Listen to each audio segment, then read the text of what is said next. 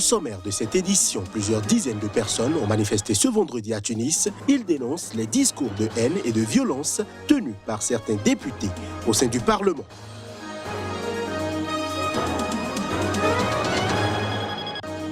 Une offensive surprise de groupes armés dans l'ouest de la Centrafrique a contraint les Nations Unies à déployer les casques bleus ce vendredi. La MINUSCA dénonce une tentative délibérée de perturber les élections.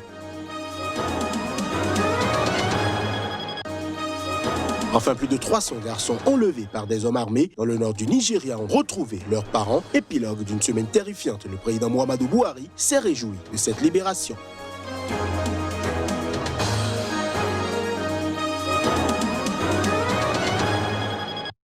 Voilà pour les titres de ce nouveau point de l'actualité sur Sika. Plusieurs dizaines de personnes ont manifesté ce vendredi à Tunis pour dénoncer les discours de haine et de violence tenus par certains députés au sein même du Parlement tunisien. Ils réclament des mesures contre ces élus.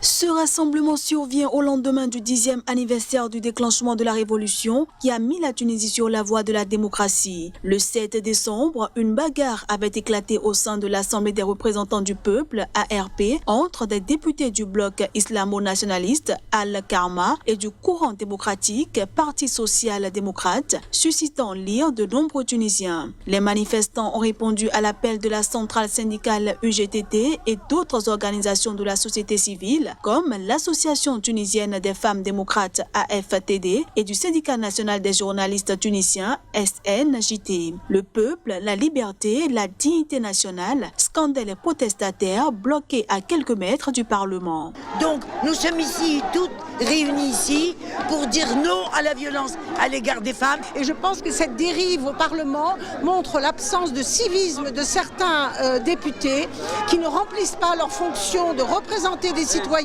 et de faire une vraie politique démocratique en Tunisie. Et ça peut être une énorme menace pour la démocratie. Les organisations pointent du doigt les partis islamistes du Parlement. Al-Karama est le premier parti de l'Assemblée nationale, la formation islamiste modérée Ennahda. Elle demande, face à la virulence des confrontations politiques et des déclarations d'élus, à ce que des sanctions soient prises. Depuis son élection en octobre 2019, le Parlement est le théâtre de nombreuses altercations, à l'origine de blocage lors des séances parlementaires. Ces entraves au bon fonctionnement de l'institution sont une menace pour les libertés individuelles et le processus démocratique, estiment les organisateurs du rassemblement.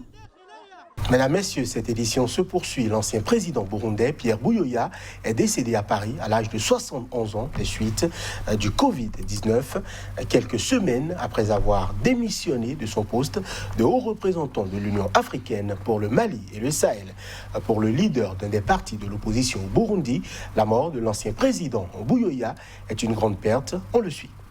Nous venons d'apprendre avec consternation la disparition de l'ex-président Buyoya. Et pour nous, en tant que Burundais, en tant qu'un des leaders du parti Prona, de l'opposition surtout, c'est une grande perte. Il avait initié la politique de l'unité nationale qui, à mon avis, aurait produit des effets escomptés si elle avait eu le temps d'être réellement cimentée et d'être réellement implémentée, comme on dit. Nous attendons de l'état de choses. D'abord, qu'il autorise le rapatriement de son corps et que ces funérailles soient dignes d'un ancien chef d'État à 2 reprises.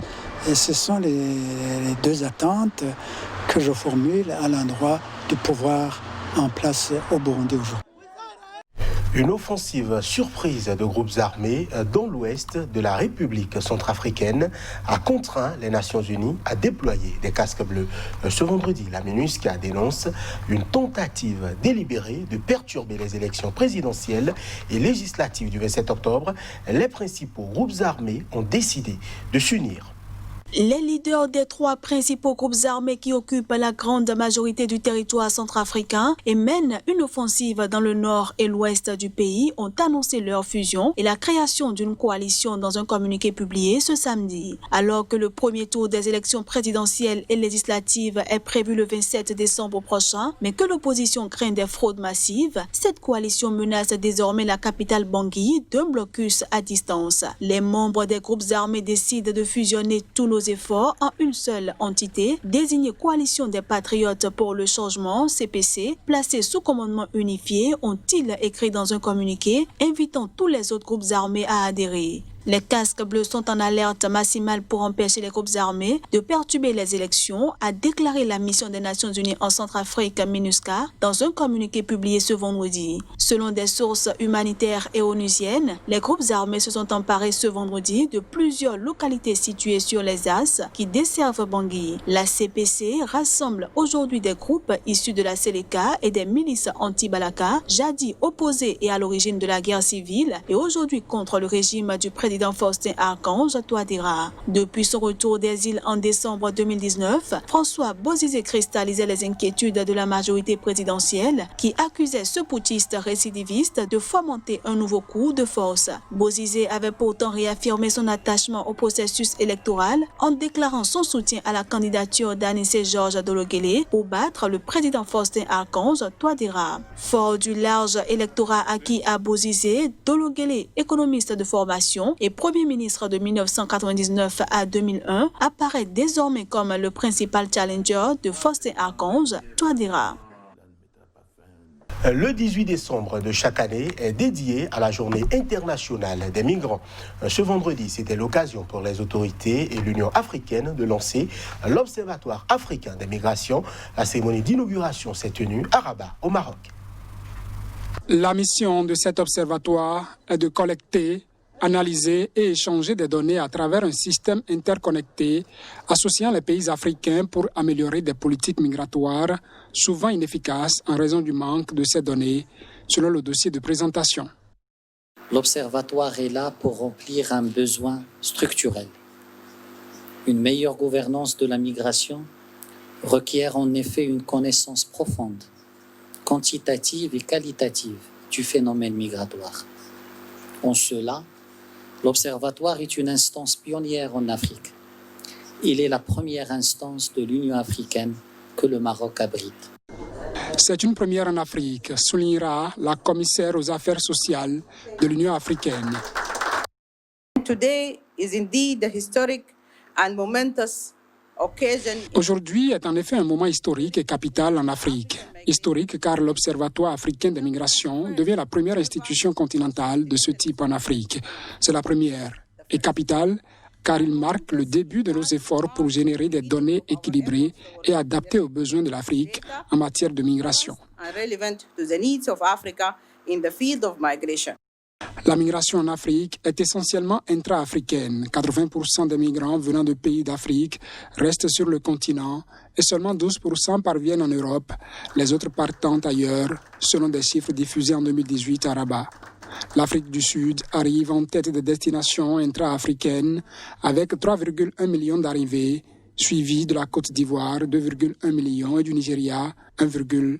Je l'annonçais en titre, plus de 300 garçons enlevés par des hommes armés dans le nord du Nigeria ont retrouvé leurs parents, épilogue d'une semaine terrifiante. Le président Muhammadu Buhari s'est réjoui de cette libération. Images et son. Les lycéens capturés le week-end dernier dans leur pensionnat de Kankara, au nord-ouest du Nigeria, ont été libérés dans la soirée du jeudi. Ils ont retrouvé leur famille ce vendredi. Nous remercions le gouverneur Aminou Bello Massari, que Dieu le bénisse, ainsi que les militaires et tous les autres qui ont rendu possible le sauvetage de nos garçons.